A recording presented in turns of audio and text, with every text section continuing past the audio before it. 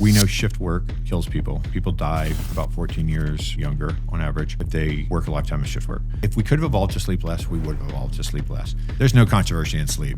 Sleep less, you die younger. Sleep less, you have more disease. Sleep less, you're fatter. The extent that I can't recover 100% is how quickly I'm aging. Well, if I choose to sleep 6 hours instead of 8, I've chosen to age 25% faster. If I could repair 100% and prepare 100%, I would wake up exactly the same every day. I would never age. Dr. Kirk Parsley is not your typical doctor. A former Navy SEAL turned physician, he spent years working with the world's toughest operators, helping them optimize their performance. And his biggest discovery: sleep isn't a weakness, it's a weapon.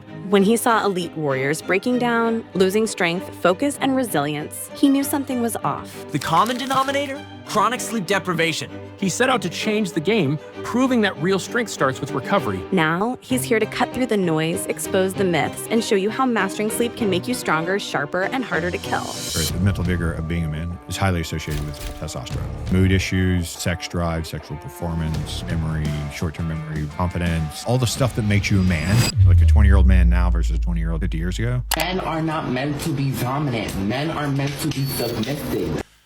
Night and day. You mentioned Ambien briefly. On average, you will fall asleep 13 minutes faster, and you will sleep 37 minutes longer. However, you reduce REM sleep by 80%, and you reduce deep sleep by 20%. And you may pass out, but you're not asleep. If there was one piece of sleep information to change your life, what would that have been that people can apply?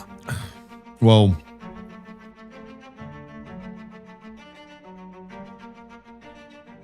sleep is the ultimate performance enhancer. It doesn't really matter what your goal is, getting more sleep is the cornerstone of achieving it. And it's so important that quality sleep by itself increases lifespan. Sleep better, perform better, live longer. It's pretty simple. As a dietitian, jiu-jitsu black belt, outdoorsman, husband, and father, these things are pretty important to me, and I would imagine they're probably important to you too. That's why I professionally and personally recommend Protekt Rest. Protekt Rest is a natural sleep aid crafted to promote deep restorative sleep so you can recover faster and perform better. With clean, science-backed ingredients, it's designed to support your body's natural rhythms without any grogginess the next morning. And the best part is, it doesn't cause any of the harmful effects that prescription sleep aids and melatonin do. So if things like improved performance and a longer, healthier life matter to you, try Protekt Rest and start sleeping better now. I'm a dietitian and work with some of the best athletes in the world. These people trust me with their health and performance, and it's up to me to make sure that they're taking advantage of everything they can to be at their best. And I feel the same way when it comes to the general population,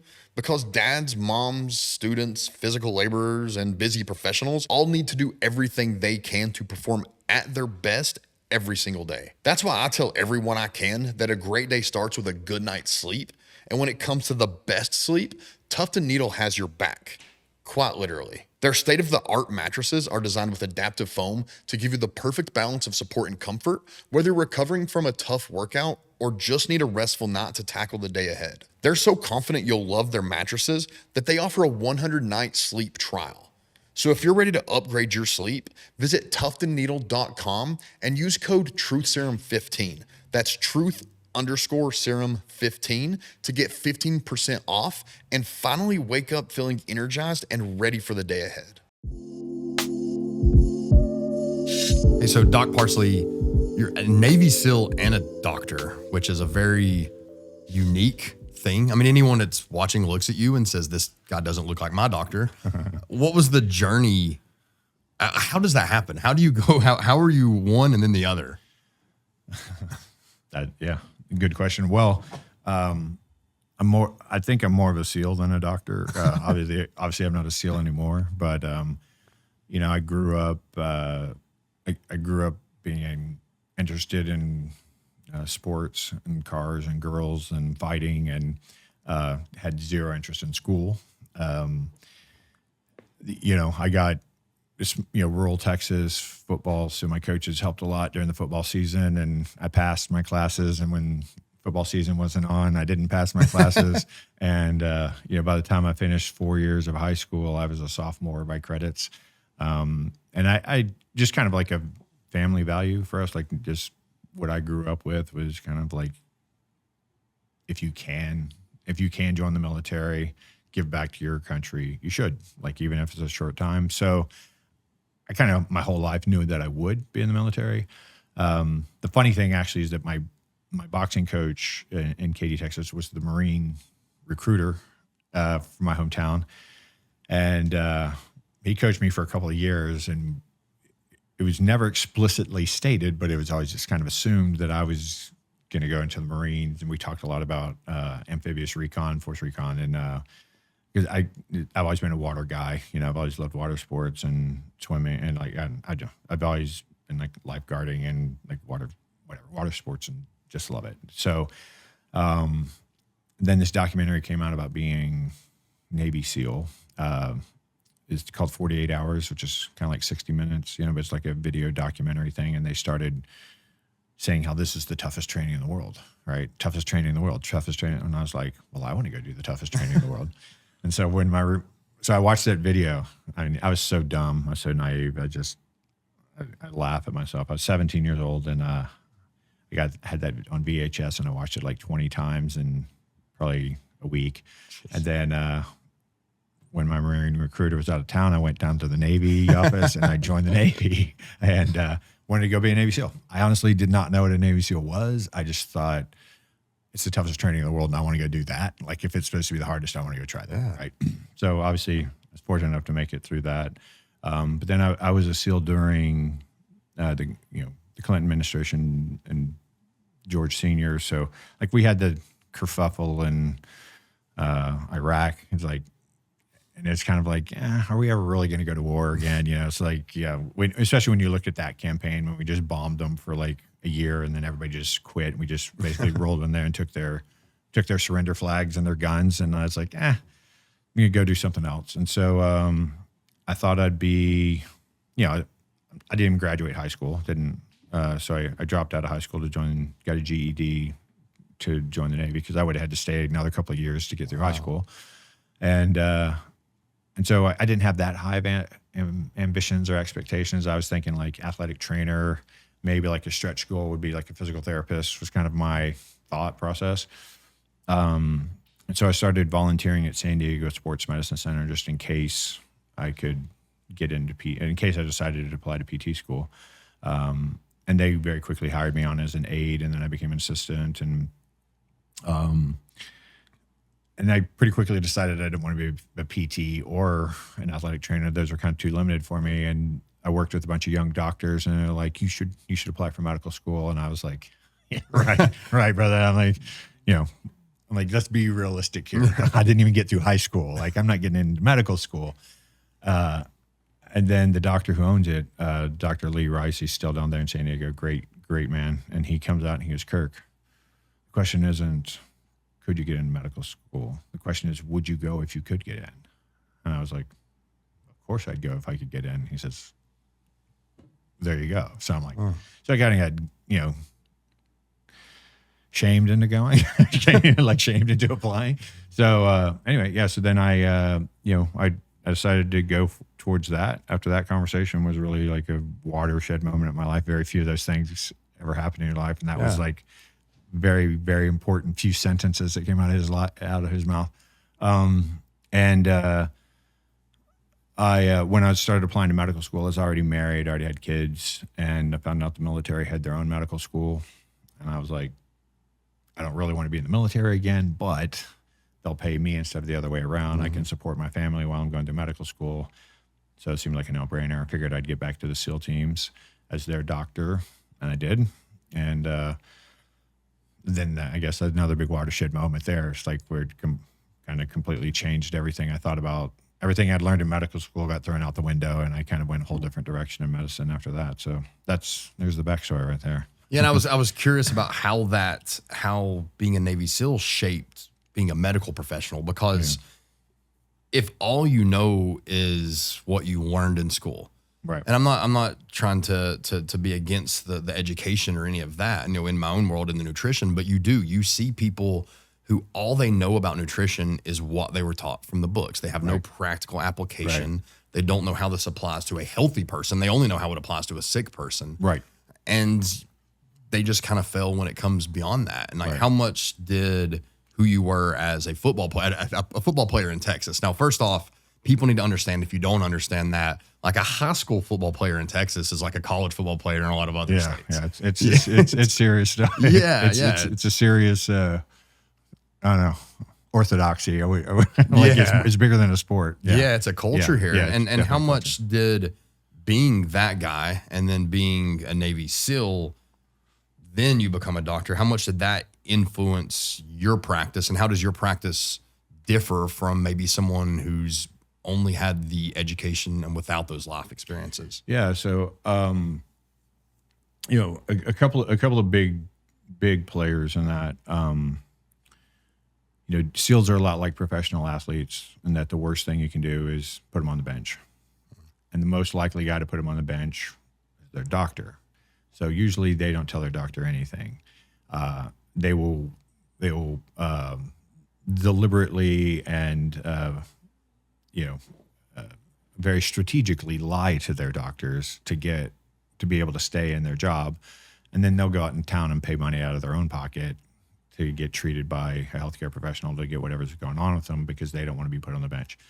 And because I'd been a SEAL, and I'd been a SEAL recently enough to where there's still a ton of guys at the teams that I'd trained with and deployed with, and obviously had a good enough reputation where they trusted me. And so they came in and closed the door behind them and said, "Hey man, let me tell you what's really going on with me." And they start listing off this litany of symptoms. It was basically like, I can't concentrate. My short-term memory's screwed. I walked in a room. I don't remember why I was there. I walk out. I walk back in. I leave my house 5 times because I forgot my badge. Oh, I forgot my lunch. Oh, I forgot. And this goes on every day. I can't concentrate at work.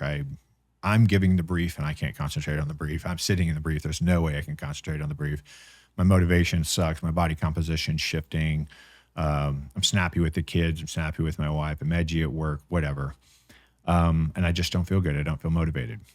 Now they're Navy SEALs, so put that on its appropriate gradient. They're still crushing it. They're still going out and working really hard. But for them, this is not acceptable, right? It's they're struggling way more than they should. Because I lack imagination and creativity, I dubbed it the SEAL syndrome, because it was SEALs telling me this. It's since been documented by researchers, and it's now called the operator syndrome, which is a sort of official medical jargon now that's accepted in sort of the veterans medical space. There's a guy named Chris Free wrote a book about it called Operator Syndrome, and it's all of that. And so, in the civilian sector, it's really hard to know who's a good doctor, right? So like if you move to a town and you say, "Hey, I want to find a good doctor," how are you going to do it? You're going to go on the internet and look at rating badges. You're going to call any of your friends and someone who lives here, and you'll be like, "Hey, do you know a good doctor?" Like how does anybody know, right? And largely they go by credentials and stuff. It's like, well, he went to Harvard, he went to Yale, he did this, he's like whatever, and he's got his degrees on the wall and all this other stuff, and that comforts the lay audience. SEALs do not give a crap about any of that. Are you effective? Are you good at what you do? Get me back. Can you help me? That's all they cared about. And so, I was a Western trained physician that knew how to recognize and treat disease. These guys did not have any diseases. They just weren't performing the way they wanted to perform. And my job was to help them perform better. My job was to give them what they needed. Now, big Navy leadership and medical leadership did not agree with me. They thought that my job was to follow the standard of care and document things and disqualify people and give them pills and stuff like that. But I wasn't about to do that. So, that wasn't even like a moral quandary for me. It was like, of course, there's no chance I'm doing what you want. These are my brothers and I'm doing what they need and I don't care what you do to me. It was kind of the way I approached it.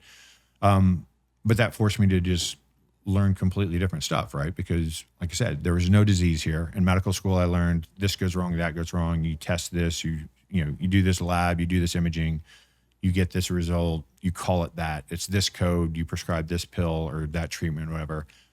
None of that applied. Why aren't you feeling good? What's going on with you? And we work on little things at a time. And the kind of the first thing that popped out at me was almost every guy who came in my office was using Ambien. And I thought, I don't know, maybe it has something to do with that. Now, again, I'd never learned anything about sleep in medical school. Didn't have a single class. I didn't do any rotations in sleep medicine, so I knew nothing. I didn't know anything the SEALs didn't know about sleep. So I started educating myself in that world. And the benefit that I had was, this was 2009. So the SEALs, they'd already killed bin Laden, and like they already kind of had a celebrity status. So I could call anybody, right? I could watch somebody's TED Talk, read their book, hear them lecture, hear them on a podcast, and be like, hey, I'm the doctor for the West Coast SEALs. Could I come train with you? Could I consult with you? So I got to learn a lot really quickly in sort of that integrative functional performance kind of medicine.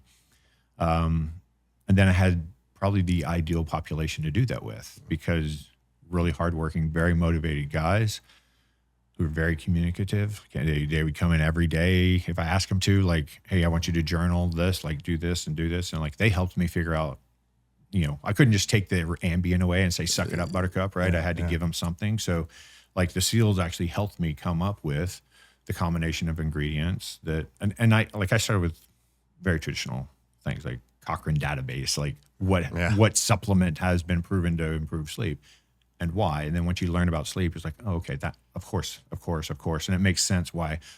And so the SEALs helped me figure out like, what's the right dosage of each one of those things, what's the right combination. And they would come in every day if I wanted them to. They'd journal and say, this happened, that happened. And we settled on a formulation. That was probably the biggest mover we had, getting guys off of Ambien, tripling free testosterone, taking an HSCRP from 3.5 down to unmeasurable, oxidation down to unmeasurable, insulin sensitivity was going up 50, 60%, like all of the metabolic markers were improving just from them improving their sleep. And then there's a big TBI component, which I didn't really recognize until like the last year that I was there, because the teaching in medical school was in order to have a TBI, you have to have been physically hit in the head with something and you have to lose consciousness. And so like I had my best friend from the SEAL teams, I went through training with him, known him since I was 18. He was my roommate all through Buds. And there was a guy on the ground and he was shooting him like this, and he had nods on, and the guy released a frag grenade at his feet, and he never saw it. And he's like this, and it blows, and it kind of almost blows his arm off. But all the shrapnel comes up like this, and it goes through the palate of his mouth up, hits his optic nerve, and actually goes into his brain. So he's blind in one eye. He doesn't have a TBI by Navy standards because he didn't lose consciousness.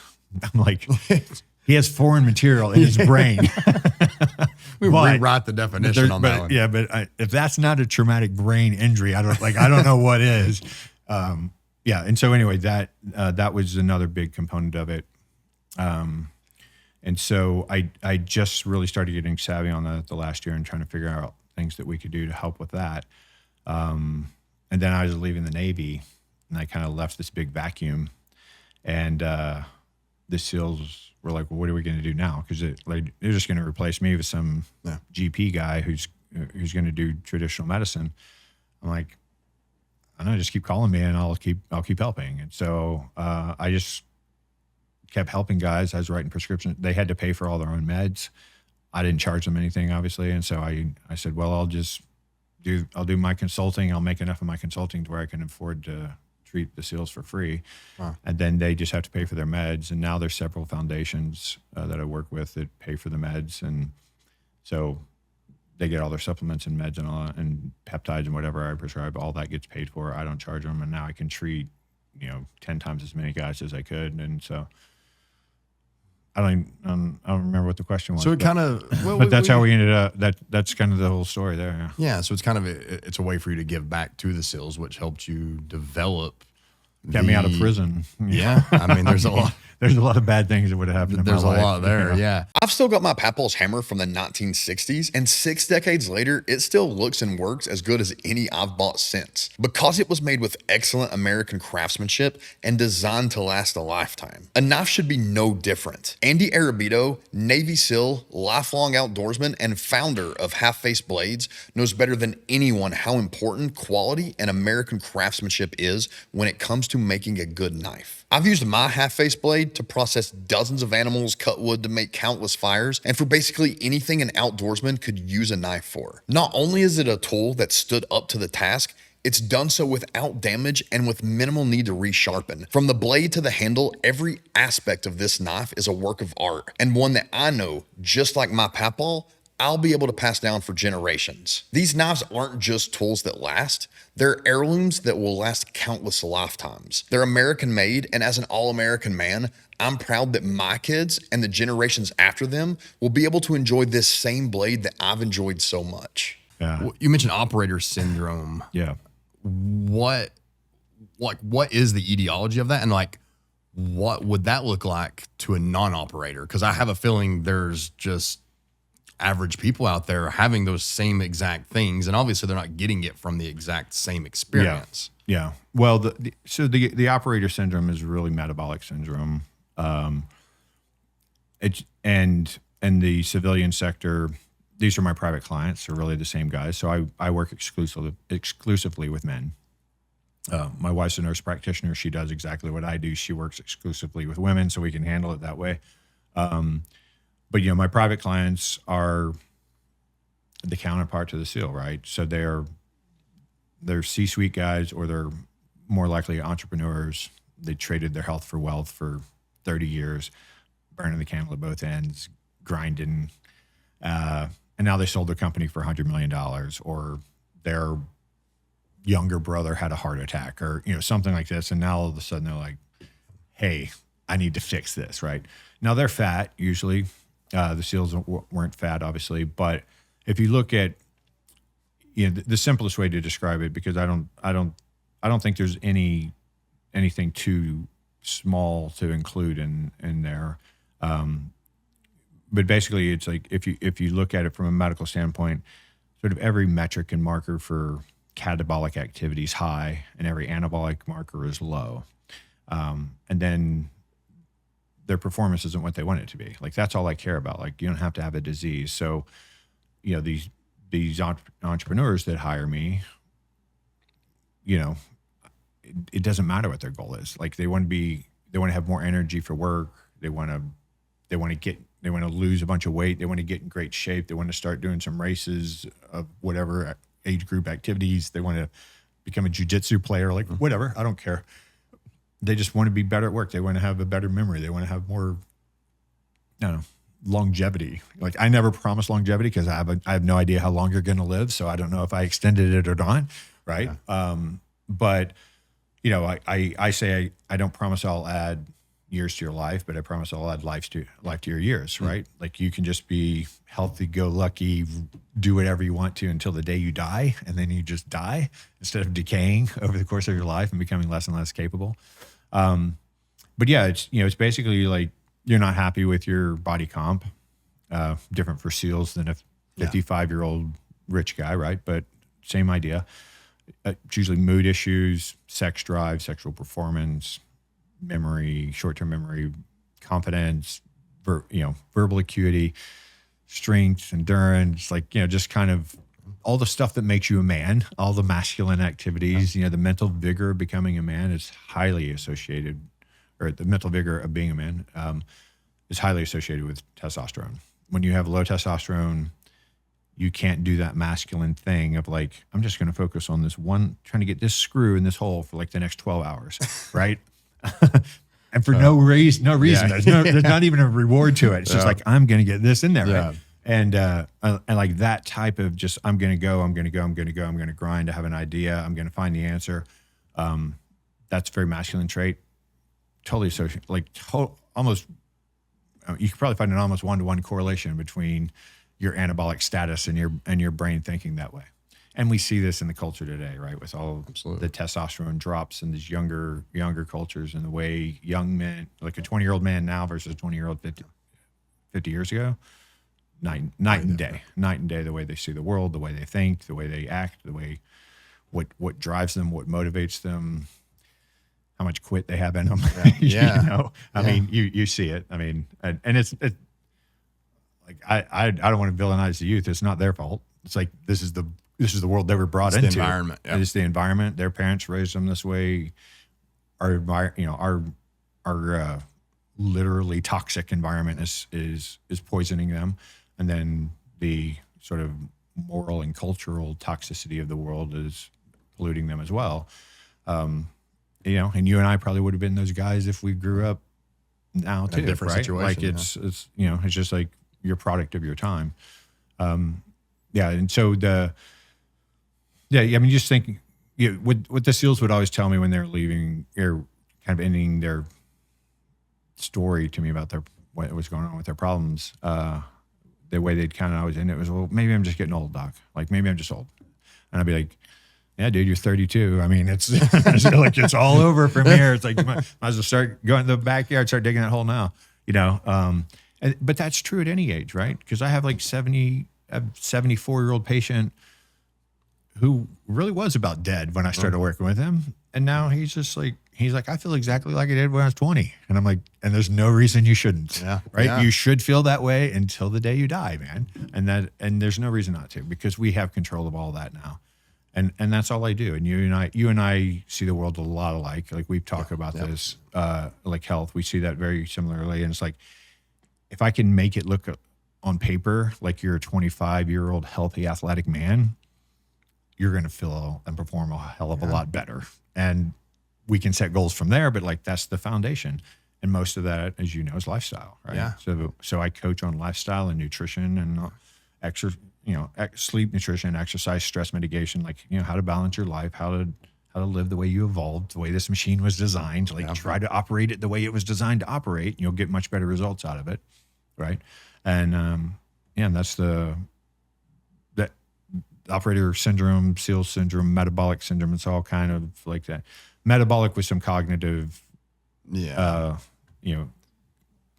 cognitive. It's the same problem. It's just the causes are different. And I would say that your average person's dealing with on a much lesser scale. But I don't think I wouldn't even say that the causes or etiology are different. It's just more intense as a SEAL, right? So it's like much more chaotic sleep, much higher peaks and valleys in stress, more injuries, more physical activity, right? So you're compressing the timeline.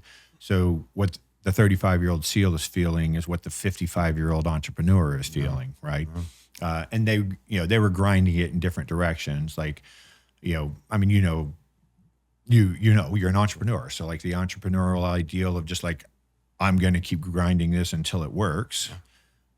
Well, that never ends, right? Yeah. And it's the same thing for a SEAL. It's like, because there's two types of SEAls, right? There's undefeated and dead. Like that's it. It's like you don't have a choice. And so it's like you have to be good at what you do. You have to grind. You have to keep training.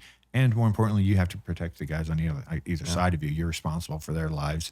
And you're going to feel you'd rather die than one of them die because of your mistake. And so you're going to keep grinding. You're going to keep pressure on yourself. You're going to keep pushing. And it's great. It's a great culture for the machine that it is. There's no better machine to do what that machine does, but it's terrible for the individual cogs. Like each cog is getting burned up very quickly. And so, the go get it world is the same. And it's just the timeline is the only difference really. I feel like one of the issues too is people don't look at it as performance. And the fact is I say a lot, performance is objective. Right. So performance for me at one point was winning a fight, not getting knocked out, literally going out there and choking someone out, breaking something. Like it was survival and to an extent. And now performance has changed for me. I still want to be that guy. Like I still train for that because Lord willing, it doesn't happen. But if it happens, you gotta be ready. Yeah, I don't want to be surprised by it. So I still do. So to me, that's still performance, and everything is, well, my mom doesn't need to perform at that level, but performance for my mom is being able to get out of bed unassisted, being able to pick up the grandkids. Right. And we don't look at it that way. We start to look at things as survival. Oh, I'm old, I'm supposed to feel this way. No, you're not. Right. Like, you're not. The basic primal movement patterns and the basics, those were never meant to be hard. Running a 5K, and I think it's great. If you've never run a 5K, it's a great goal to have. So I don't want to say it's not. But that was never 3.1 miles was never meant to be something you had to train up to. Right. Like, it's something that we should just be able to do. Right. But life deconditions us, and we don't stay in that position. So we then have to train ourselves to perform at levels that really we were just supposed to exist at. And I don't think people see that. They don't see themselves as like, it's necessary that you perform these tasks and do them well. So therefore they don't treat themselves like they would if they were making money to perform. And it's the problem of the modern world, right? Because I agree with you on 100%. Like, there's a basal fitness level that should be there, just because that's going to improve the quality of your life, the performance. And this is a huge struggle word for me.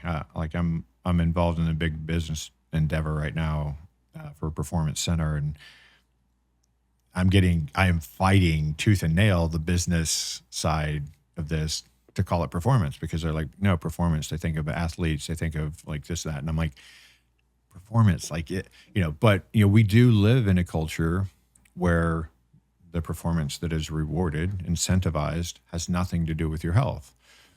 And so now you have to find time to do both, right? Because it's like, well, I can't just focus on getting in shape and lose my job and not have any money and not be, or whatever. And like, my kids still have to go to the same school, the same schedule. I still have to follow that schedule. There's still traffic at the same time, and holidays are the same time. Like, I don't get to opt out of the world. Now I got to add this layer in, and I'm metabolically broken, which is even harder to do now. Right. And so like it's a conundrum, because nobody wants to give anything up. It's kind of like, when women enter the workforce heavily in like around the 50s and 60s or whatever, it's like, all right, great. Like, women get to go out and do what they want to. Also, they don't have to be marginalized or diminished by this if they, if they felt it was that way. A theory that I disagree with. I think being a mother is probably the most important job in the world, but, That's why I'm here. Yeah, exactly. I had one. Yeah. And I'm like, but they entered the workforce, and what happened? Well, the price of everything doubled. And then now you needed two people. Like, now both parents have to work to be middle class and just do average things. So like, the more responsibility we put on ourselves and the world, some of it useful, some of it detrimental, and with no noticeable utility or benefit, something like social media. It's just like but all these things we keep adding, and there's more and more things to do in the world, and more distractors, more and more time requirements of you. And now you also need to you got to carve out time to get in shape. And and this whole idea that you're doing really, really, and you and I both know this is true. You're doing really, really well. You're exceptional if you can carve out an hour a day. The other 23 hours, to hell with those, right? But if you can get 1 hour a day, like, you're exceptional. Like, well, we evolved to essentially what we would call exercise now. It's just activity, right? What we called exercise was probably the vast majority of every day of your life. That was right? survival. It was just survival, right? It's like, this is what you have to do. This is how you get food. You run it down, or you chase it, you kill it, you fight, or like whatever. Like, that's a totally different world than what we live in right now. And so now it's like, well, we want both. Well, I want that hunter-gatherer body, physique, performance, and I want to live in the modern world and be successful in all these. And it's like, you can't do it all. And that, that's the struggle. And so, that's where I come in. Mainly I work with SEALs now once they're post-career, right? So they come out the majority of my time is spent there. And then my private clients, again, kind of same thing. They still have ambitions, they still have goals, but they're usually wealthy enough to where they have control over their time. And these SEALs are retiring, so they have control over their time. And it's like, okay, let's reevaluate your priorities. Let's reevaluate your sleep. Let's reevaluate how much time you're spending doing each things. And it doesn't matter who they are, where they come from, or what their problem set are. Lifestyle, as we know, 80 to 90% of the solution. And then we'll start messing around with hormones and peptides and any pharma we need, supplements, whatever, different treatments, hyperbarics, psychedelics, maybe if that's appropriate, like who knows, like whatever the problem, whatever the goal set is. But yeah, I agree. I think it's all performance. I had this argument for about 4 hours yesterday with one of the business partners. I'm like, explain to me how anything we're doing is not performance. Yes, everything is to some degree. I know it's performance, but we can't call it performance. I'm like, well, I don't care what you call it. It's performance. Yeah, I don't want to pander to the people who don't see it that way because they might not be the right people in general. And it really is. And I don't think people we've the goalposts keep moving in the wrong direction of what we accept, right? Of what is medically accepted as the standard. And it's like, I don't want to be the standard. And I talk to clients about that. Like, well, this is the average, but look around. Like, we don't want to be the average, and we've fooled people into thinking that things are normal. Like, you're getting all, and it's going to be talk about some things that can get a little bit embarrassing. My wife might kill me when she watches this one. But when you talk about things like people my age, like, well, like it's normal to not want to have sex so much, and I'm thinking, right? No one told me. Yeah. Like that's not like I don't feel like a man should. Like I'm 36 years old, and just to be honest, like my sex drive is not different than it was when I was a teenager or a young man. Like because I'm doing the things necessary to make sure that I have the biology that a man should have. Right. But I think that's been changed by culture and changed by the environment, that we're supposed to feel that way. Like you're supposed to not have a sex drive when you're in your 30s, 40s, and 50s, and then like you're not supposed to have energy when you wake up. Right. You're supposed to do. I'm like, no. And like I'm almost 20 years older than you, and I still feel pretty much the same way I did when I was young. That's inspiring. Yeah, but I mean, and it is possible, and I have hundreds and hundreds of guys that I've worked with who will testify to you the same thing. It's like, yeah, I'm beat up. I have some injuries and stuff, and some things hurt. I can't do everything I could do when I was younger, but I feel pretty much the same. It's like I feel pretty much the same, just a little more pain, like I said. So a little more limited, like some day, and they're like sleeping injuries, man. I just wake up and I'm like, oh, today the shoulder doesn't work, and that might last 3 or 4 weeks. It might last just 3 hours. I don't know. So that's really the only difference. Like my mental acuity, my sex drive, my sexual performance, my ability to work out, my ability to stay on task, stay focused, draw, and like all feels pretty much the same. And now the effort's changed. Like I can't say, and again, 36 for a lot of people watching this, I'm a kid, but you got to push harder. Yeah, but when I look at some of my peers, people maybe I went to high school with at 36, like they can't imagine doing some of the things I do. But I'm like, listen, it's because I set a standard as a teenager. When the moment I decided I no longer wanted to be an overweight kid, because I was an overweight kid. The moment I decided that wasn't going to be me anymore, I decided it was like that for life. Right. And I began to make those lifestyle changes. And by the time I was older, it was just already something within me. So I don't want to say that's an advantage because I made those decisions, but I have other clients that maybe they were in their 20s or 30s before they understood I need to make these changes, and they made it, and they're 40, 50 years old saying they feel better than they did in their 30s because they started living those lifestyles. And that's the biggest thing. People just don't understand. You don't know how bad you felt until you change those things and you can look back. I just don't think if people could say like an obese, metabolic, someone that's in metabolic syndrome, they have all these comorbidities and all these issues.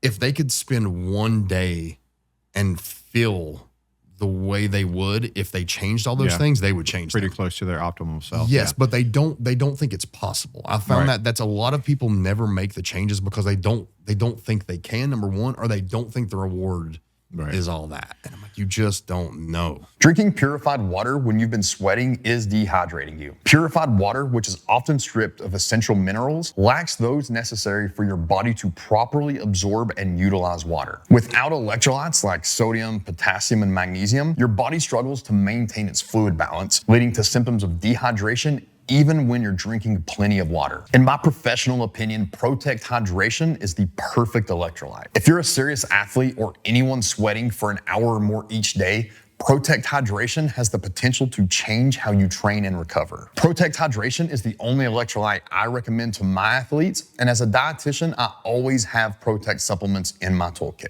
This happens when I work with SEALs and when I work with private clients, and the time frame differs depending on a lot of variables, but pretty soon after we start working together, they come to me and they're like, "Oh my God, I cannot believe how I feel. I cannot believe I used to feel the way I just felt how many months ago. Like I feel like I felt when I was young. Like this is so much different. I can't believe how far I let myself slide, and I didn't even know I had slid, right?" And then kind of at the same interval, so if that was 2 months, about 2 months later, they'll come back and go, "Oh no, now I feel like," and that usually happens 3 times. So there's like 3 epiphanies of like how bad I was. And then something I always do is I always videotape my first consult with my client, and I show them their video at the end of the year. And it's not just that they physically look better. Yeah, they physically look better, but they're like, they are more alert. They're happier. Their faces are like, they can look at themselves. Like even their verbal fluency is different. Like their speech patterns, their facial expressions, everything about them is different. And they look at themselves and go, "Oh my God, I cannot believe I used to be like that." I mean, I'm not going to dime anybody else, but a lot of guys cry. They look back and they're like, "Man, I cannot believe I was that way." And they had just kind of, like you said, they just kind of accepted that this is life. This is the way life's going to be. I'm old, right? So these SEALs, you think about these SEALs retire. If you go into the Navy at 18, you retire after 20 years. How old are you when you retire? You're Tyler's age, right? Yeah. Like, so I have guys retiring. You're 2 years older than you, 4 years older than you, who think, "I'm retired. Like, this is it. My life's over. Like, I've done everything I'm going to do, and now I'm going to live off of my retirement," which is not, it's a military retirement. It's not a lot of money, right? So I'm going to live in a fifth wheel and drink a bottle of Jack Daniels every night or whatever, and I'm going to be dead in 5 or 6 years. Or, they just have really low expectations, and then you get them feeling healthy again and ambitious again, and they're like, "Well, I don't know what I was thinking. Like, I'm going to go start my own company. I'm going to, I'm going to dive back into this. I'm going to do that, whatever."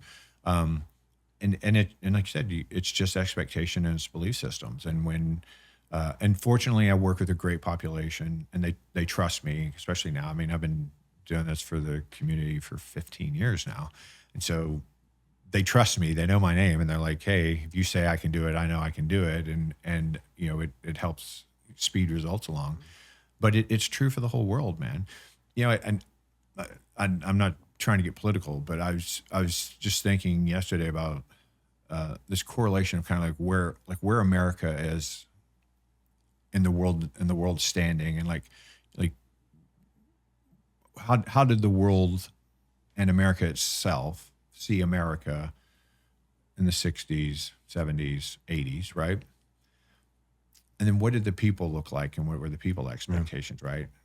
Because I was watching this, I was in a parking lot watching a bunch of people get out of their cars and going, none of these people are capable human beings, right? They might be great at their job, like maybe they can make money, maybe they're good parents, whatever. But it's like, in a world where physical activity is required to survive, these guys are useless.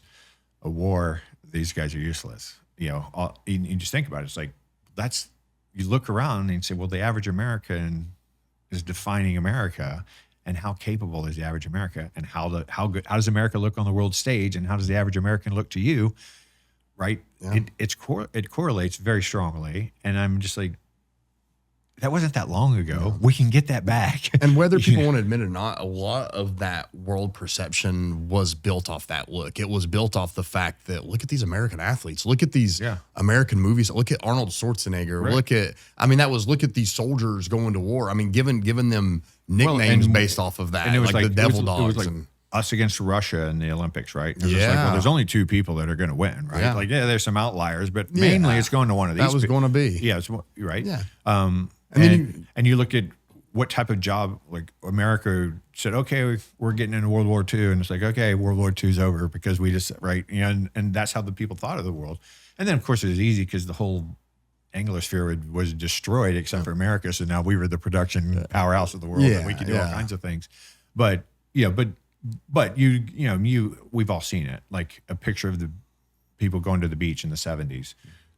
It's like, find the fat guy, you know, and it's been a huge shift in my lifetime. And the very short period so my wife and I, we were bored one night. We really don't watch television very often. We obviously have one, and we're like, let's go on Netflix and look at something. But we didn't want to spend a whole lot of time, so we were looking at shows. We're like, oh, we haven't seen Seinfeld in like 20 years. Let's watch a Seinfeld episode. And George Costanza, who is he? He's the fat guy, right? Yeah. Go look at that show and tell me he's fat. Yeah. By today's standards, he's not fat at all. I mean, he has a round face, you know, Yeah. but I was sitting there looking at him going, he's not even close to being fat Yeah. by today's standards. And he was the fat guy. He was like, it was funny how fat he was, right? It was part of the shtick. Like he was like comically out of shape and unattractive looking because he was fat and doughy. He would well above average now. Yeah. That's a short period of time. Yeah. And it is again, you know, to avoid too much political commentary, but the fact is a lot of what made us the world power in the eyes of other people, a lot of what made America the standard to a lot is what's toxically masculine now. Right. And it's just true. Like that's just the way it is. Like we've tried to reverse some of that and change that. And I do think there is some correlation there. And it goes back to the fact that we have changed the acceptable standards. Yeah. I really think that is so much. And there's so much things that tend to become normal and pop culture and it's cool. I'm like, these are the things that are making everything worse. Like we could say that about sleep, like how hard you work and how little you sleep. Sleep it became like a badge, a badge of honor. And then alcohol is like the social connector of people. Being overweight is no longer, it's just normal now. Right. Like if you look at any disease state, like if we're going through, name every single possible ailment and disease, and you're looking at the thing, the etiology of those, there could be lists, and obviously different diseases are going to have different causes. Right. But two of the things that are always in there almost, it seems, is going to be overweight and obesity and alcohol consumption. Right. And I'm not anti-alcohol consumption, but I tell people all the time, the safest, most healthy amount of alcohol to drink is 0. Right. And the next is as little as possible. Right. And we look at this health at any size. And I'm like, it's not a real thing. Can you be healthy by some metrics and still be overweight? Sure. If you get to randomly define the metrics, yes. And then you are going to have these grand outliers. Right. But the fact of the matter is there are things that this is just putting you on warp speed to an early death. And these are things that now are just normal, accepted, and they're not really seen as bad things. Yeah, and I agree with you. People completely underappreciate the impact of obesity. You know, it sounds like a very grandiose statement to say that obesity increases is correlated to every disease state. But I would say, okay, you really got it. You're going to have to stretch to prove me wrong. Like you're going to have to show your work as to how that's not true. Okay, some genetic disorders maybe you're born with, like I'll grant you that. But even infectious disease, does your immune system work as well when you're obese? No. Like orthopedically, fat, adipose tissue, like that's an endocrine organ that's affecting your endocrine system. There's absolutely nothing, because basically when you think about it, what does being older mean? Conceptually, we're less capable. We have fewer resources. We're more likely to die from any cause. That's really kind of why we don't want to get old, right? It's because I'm less capable. Yeah. Right? I'm more likely to die. I have fewer resources. Well, those resources are available to you when you're older, but you just have to work harder for them, like we're saying, right? So like the primary thing, of course, is sleep. Like sleep is where all restoration and all recovery comes from, right? If you could, so the whole reason for going to sleep tonight is to repair all my damage from today.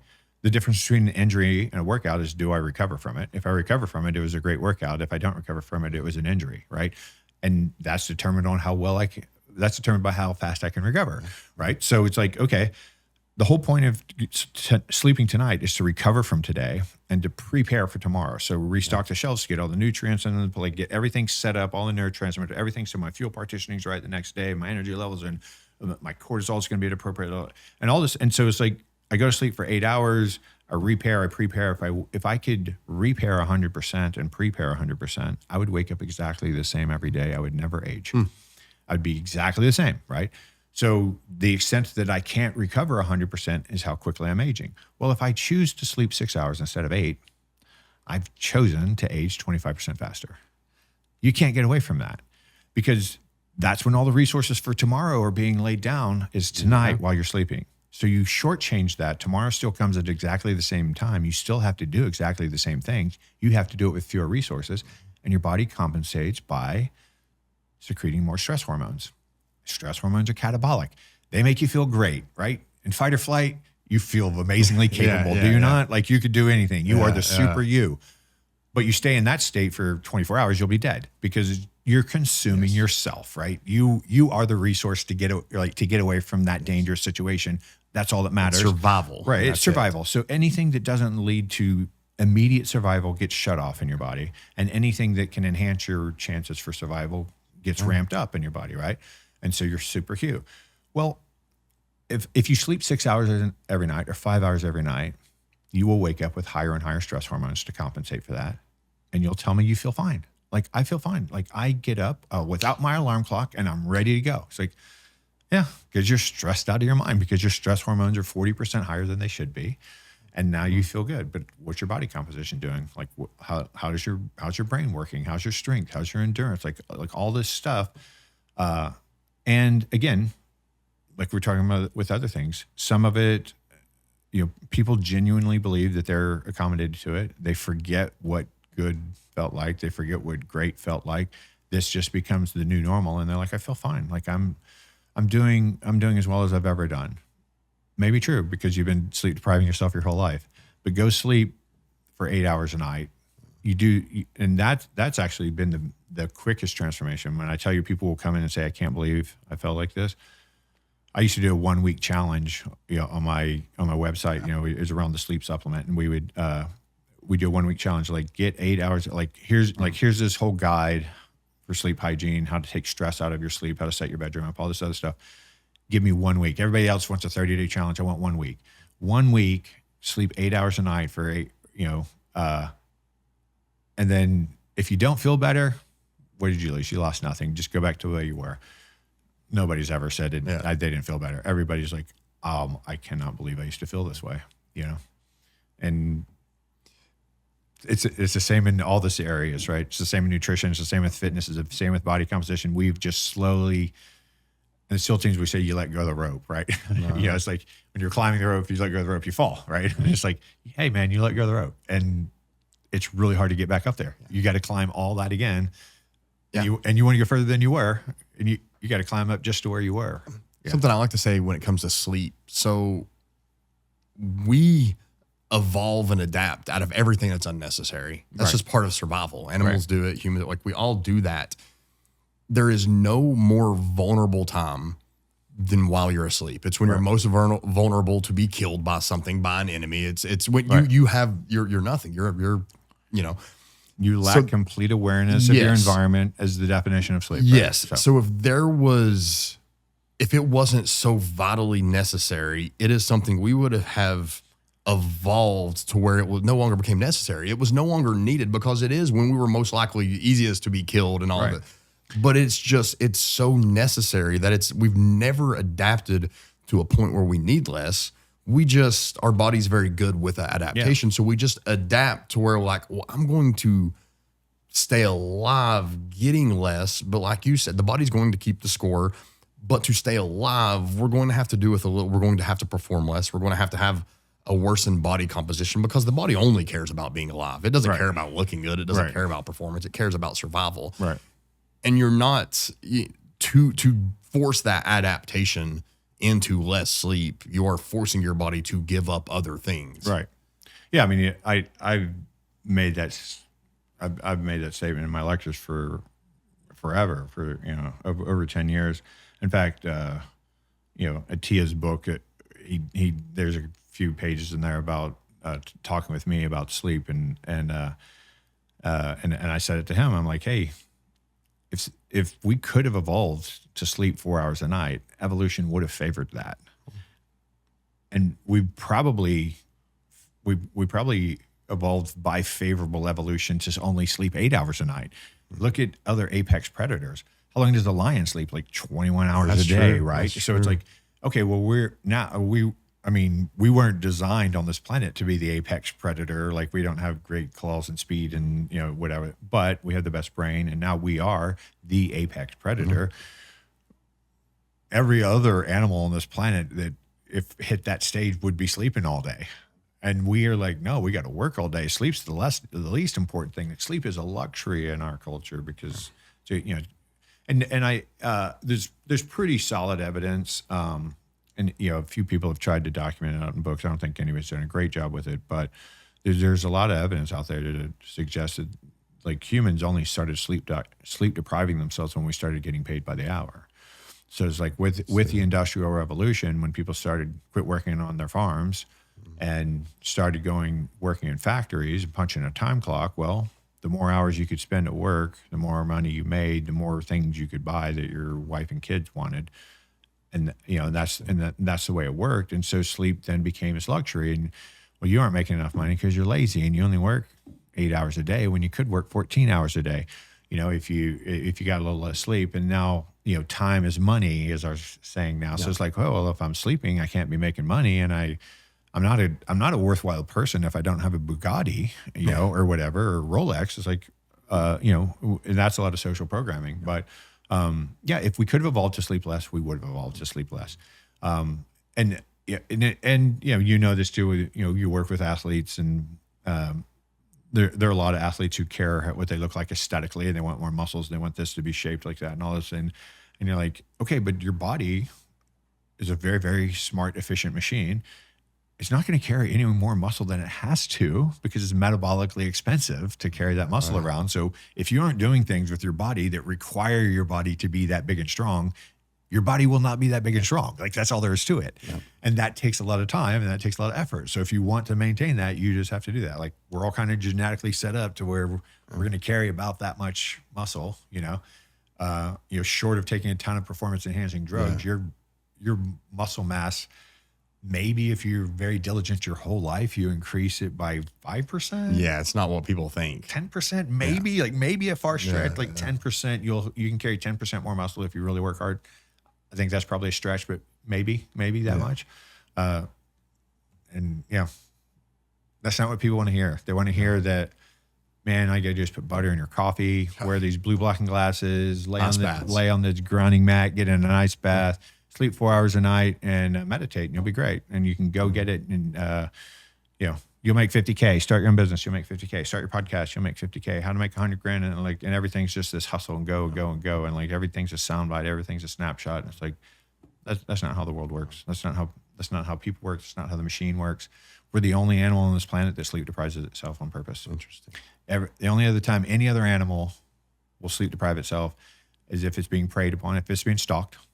So it'll sleep as little as it has to, or if it's starving to death. And so it can get up earlier, go further, find more novel foods.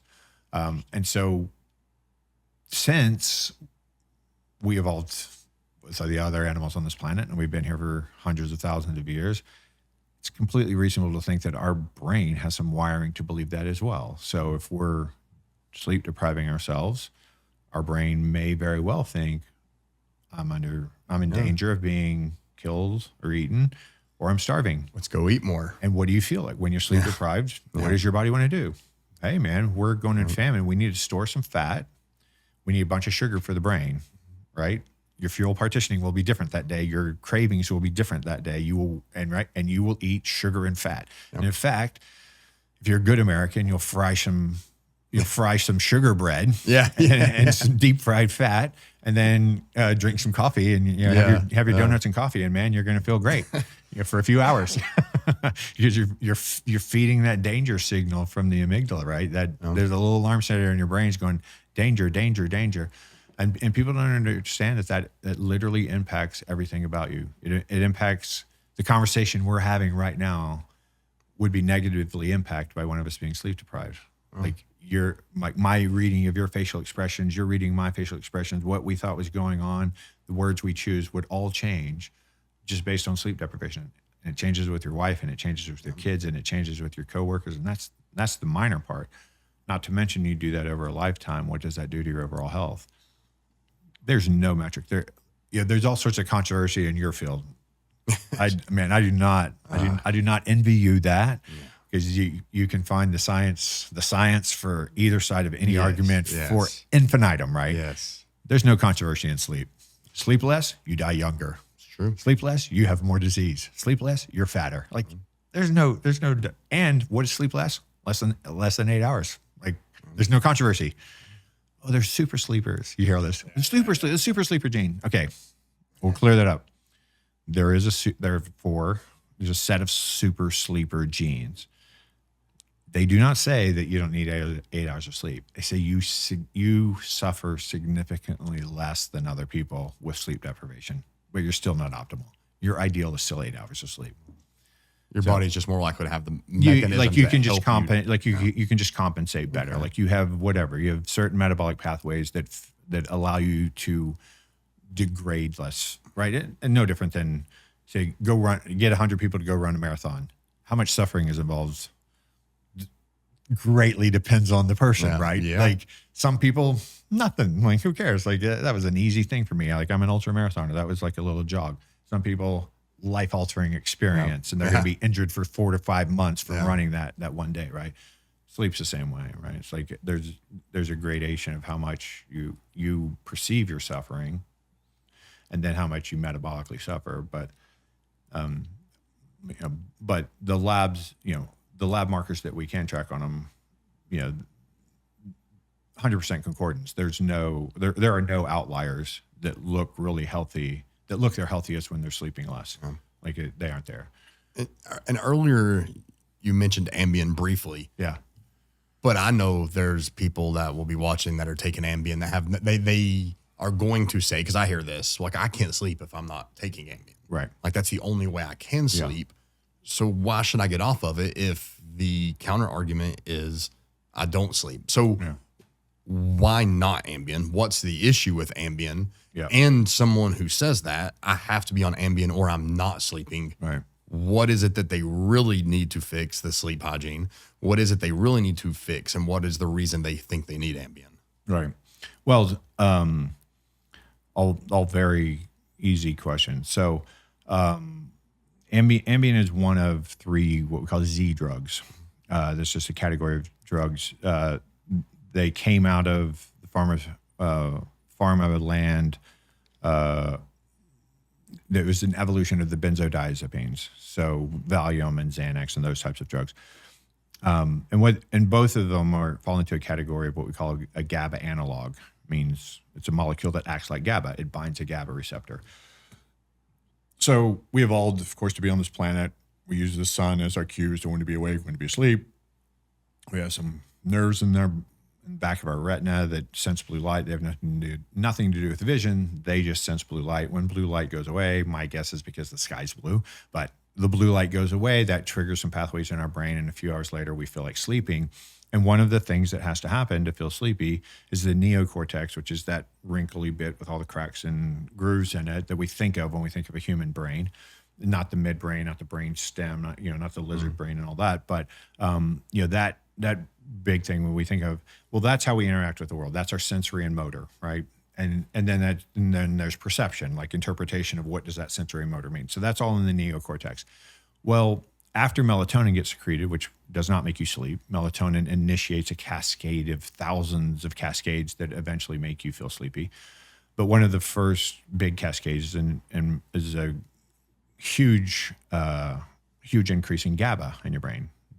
GABA stands for gamma aminobutyric acid, capital GABA. It's a neuropeptide. And what it does is it basically makes it harder to fire every neuron in your neocortex. So there's something called a resting potential. So the lower the resting potential, the more energy you have to put into that cell to make it spark. It's a neuron's kind of like a capacitor. There's a bunch of stored energy in there. If you can bridge that gap, you get all the energy out of that cell. Well, how much does it take to bridge that gap? It increases that by lowering the resting potential. So it makes it harder for you to interact with the world. And that's all sleep really means, right? Your eyes still work, your nose still works, your mouth still works. Everything's still working. All your sensory's still there. You aren't paying attention to it.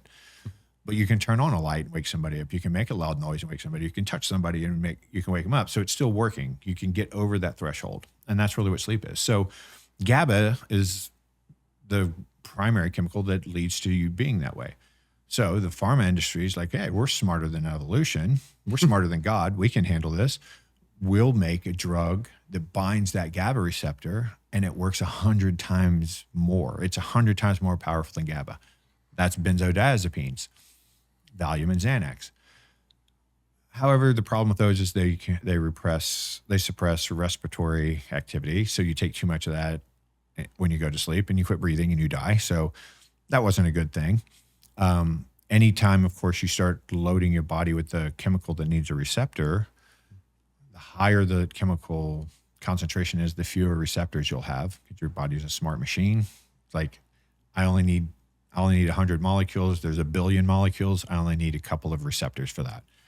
I need 100 molecules and there's 100 molecules. I need a ton of receptors, right? All right. So that's what happens. You have this drug that works 100 times more powerfully than GABA. It's like, okay, well, I only need 1/100th of the number of receptors that I would need if I was using GABA. Z drugs come along. That's 1,000 times more powerful than GABA. So one GABA molecule has 1,000 times one Ambien molecule has 1,000 times the effect of the GABA. So it binds that receptor, has 1,000 times more power than that. So you downregulate those receptors. And then when you quit taking Ambien, you have 1/1,000th of the number of GABA receptors you have. So if you have a normal amount of GABA, you're 999 deficient, right? Because you don't have enough receptors to bind that GABA. So that's why people feel like they need to take it. Now let's talk about why you shouldn't take it. When the pharmaceutical industry applies for a drug patent, they give them the research that proves their drug works. Who did the research? The pharmaceutical industry. Who owns the research? The pharmaceutical industry. Who decided what research to give the FDA? The pharmaceutical industry. All right. When they get sued, however, they have to show all of the research. So the Z drugs all got sued eventually. Once they got sued, had to lift up the kimono, open the kimono, whatever they say. Here's all the research. Okay. So the research shows on average, you will fall asleep 13 minutes faster and you will sleep 37 minutes longer on average. However, you reduce REM sleep by 80% and you reduce deep sleep by 20%.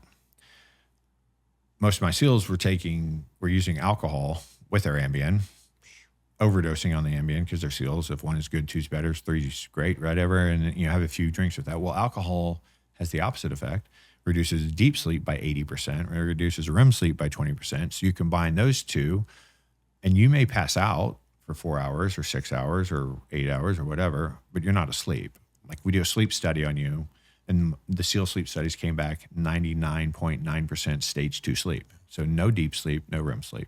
They were just unconscious. And no kidding. They weren't, and all of your hormones are regulated while you're asleep. During deep sleep, that's all anabolic activity. It's the lowest stress hormone you will have in any 24-hour period is during deep sleep. It's the highest anabolic activity. 100% of the testosterone you're going to have for tomorrow is going to be made tonight, right? That's the way it works. You aren't going to make testosterone during the day. You're going to make it all tonight. Growth hormone, your insulin sensitivity, your fuel partitioning, your appetite, all of that stuff we were talking about. During deep sleep, that's all being set. REM, you're rehearsing everything that you heard today, everything you thought about today, everything you think might be important. You're going over it in your brain again and deciding if it's important. If it is, I'm going to try to connect it to some other information. The more information I have connected to it, the more I know that. I can think about it from so many different angles. Now I actually know that. I'm going to think about anything emotional that happened. I got in an argument with my wife about dishes in the sink. We're going to prune that right off, right? Because that's not significant whatsoever. However, I'm going through litigation for bankruptcy or something. Okay, that's something I really need to focus on. I'm going to think about that. I'm going to save that information. Have you ever taken like a language class or a high-level math class and you work on a problem and you can't figure it out and you go to sleep and you wake up the next morning, you're like, oh, duh, right here. Yeah, part of that, and you're just like, well, my brain's rested now. Yeah, partly. But what really happened is you thought about it when your brain was in a better state and you had recovered. You'd already been through deep sleep. You'd recovered metabolically, and now you're using your brain and you're rehearsing it. And you're like, oh, it's that. You connected it to some new information. Now it's the most obvious thing in the world to you. So you're giving up all of that with Ambien. You're saying, I don't need all that. I don't need all the benefits of sleep. Right. So your mood, your cognition, your we call mental vigor, just like your ability to stay on topic and think about the things you want to think about and move towards the future that you want. All of that's compromised when you lack REM sleep. And like I said, 80% decrease in REM sleep. It's a huge thing. So it makes you dumber, worse memory, a worse communicator, worse at perceiving other people's, interpreting other people's facial expressions and all of that stuff, more likely to feel anxiety because when you don't understand what's going on in the world, things seem to be more threatening. When you have higher stress hormones, things seem to be more threatening. So you're giving up all of that.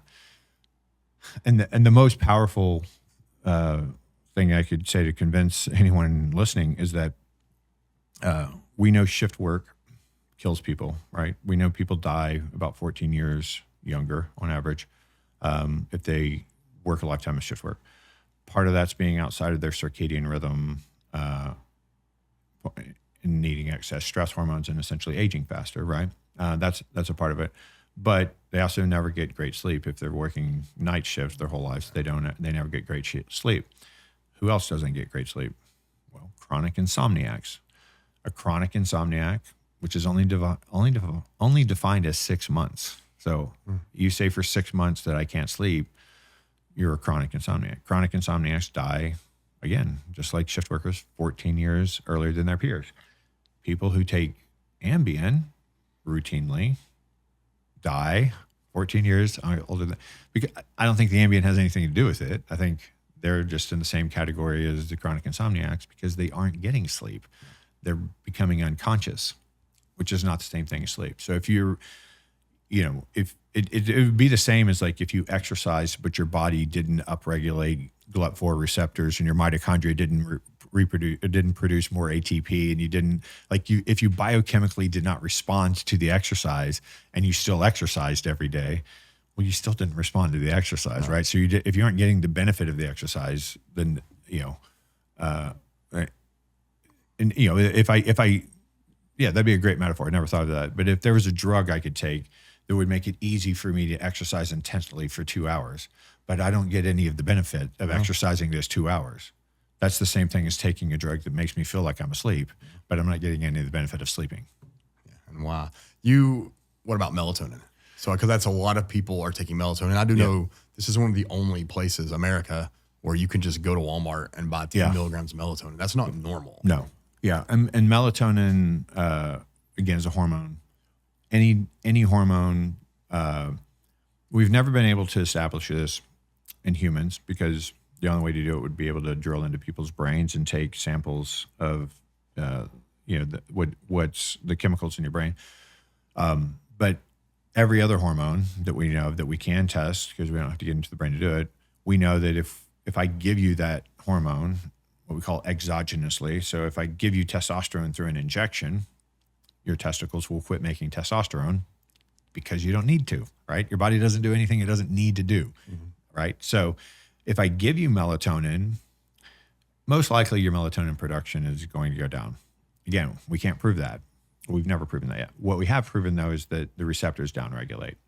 Because, again, if I give you more melatonin than your body would ordinarily see, just like I give you more GABA by giving you these GABA analogs, I downregulate receptors. So melatonin, again, is the hormone that initiates dozens of cascades that leads to thousands of different chemical changes in your brain, which are still being mapped out, but it would be infinitely complex. It would take us months to describe. And we'd be wrong about half of it, even if we were accurate of what people think is true. So melatonin initiates all these cascades. But from the time the sun goes down, if you live like your ancestors, and you were using the sun as your cue and you didn't have artificial lighting, from the time the sun goes down until the time the sun comes up and you wake up in the morning, your brain will produce, your entire brain will see somewhere around 600 micrograms of melatonin. Okay. So if you go take a 5 milligram melatonin pill, you've given yourself, I mean, not that all of it's going to go to your brain, but you've given yourself exponentially more melatonin than your brain needs.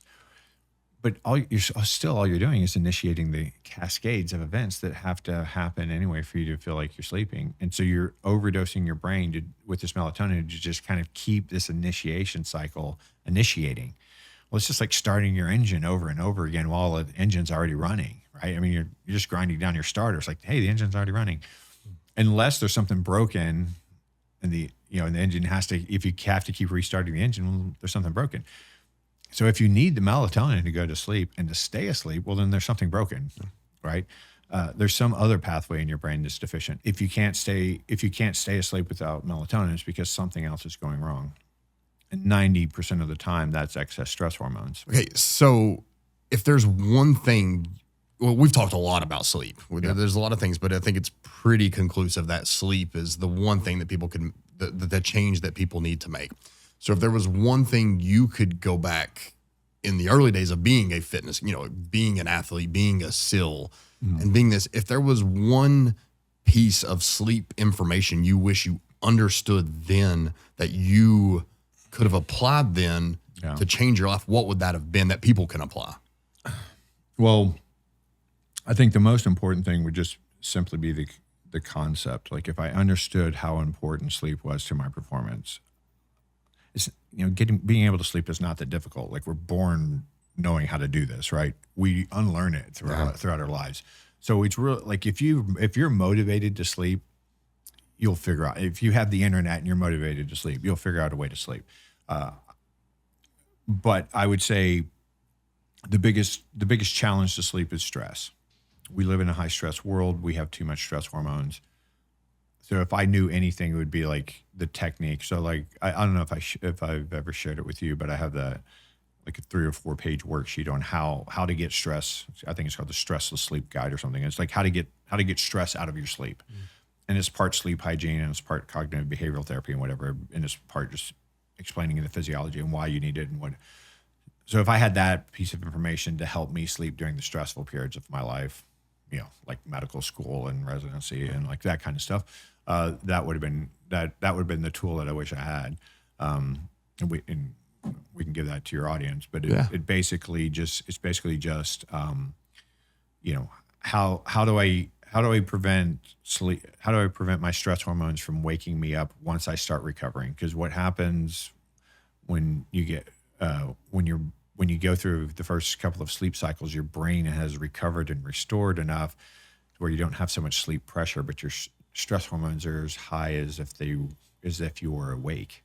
And so when you come out of a sleep cycle, you just wake up and you have a hard time going back to sleep. So this pamphlet's all about that. Like that's what that worksheet's about. But the most important thing is get on a reputable site. Get on PubMed or get on Google Scholar or something and put in sleep and whatever you care about, and then scare yourself into understanding the importance of sleep, because you will realize the best performance enhancing tool on the planet is optimizing your sleep. Nothing will make you better faster than that. Anabolic steroids and everything are way distant second to this, man. Any biohacking is like not even a whiff. I mean, not even close to this. So if you can optimize your sleep, you're much harder to kill. You're much more robust. Everything in your body will work better. Everything that you care about happens while you sleep. You only get better while you sleep. During the day, we're breaking ourselves down. We're kind of learning things, but we don't really learn them, and we can't really learn them and apply them until we sleep. So sleep is the most important performance enhancing tool in your life. I think we talked about before, when I first started, I had I said, there's 4 pillars of health. There's sleep, nutrition, exercise, and stress mitigation. I changed that about 5 years ago. There's 3 pillars of health. There's exercise, nutrition, and stress mitigation, but they sit on a platform. That platform, the foundation is sleep, because if you don't do that, the other ones, you can't optimize the other ones. It's not possible. Well, I appreciate it. I've followed you for probably 12 years through Rob Wolf. Rob Wolf's connected a lot of people. Yeah. The great connector. Yeah, he is. And I've followed you and your works, and 12 years ago really is when I started improving my sleep, because I had seen those things. I'd read some of the studies you've been part of and some of the things you were putting out. And it changed my life. Everything got so much better. And, as we've talked and connected more over the last, 12 years, and I've really gotten to know you more in the last couple. And then I've turned you myself because of HIPAA. You wouldn't mention that. Yeah. But I'll mention it. I've worked with you for many months now, and it's been a game changer in my goals to constantly improve my own performance. Yeah. So I appreciate it. And it's just been really cool for me to be able to talk to you in person and hopefully share some life-changing stuff with other people. Yeah, I hope your reach is great, and you keep spreading the good word, man. You do good work. Thanks for having me on. I want to thank you guys for watching, and also a word of thanks to our sponsors who have made this episode possible. All I ask is that you guys please hit the like and subscribe button, as it helps the podcast grow, and so we can continue to bring on some great guests for you guys. I'll see you in the next one.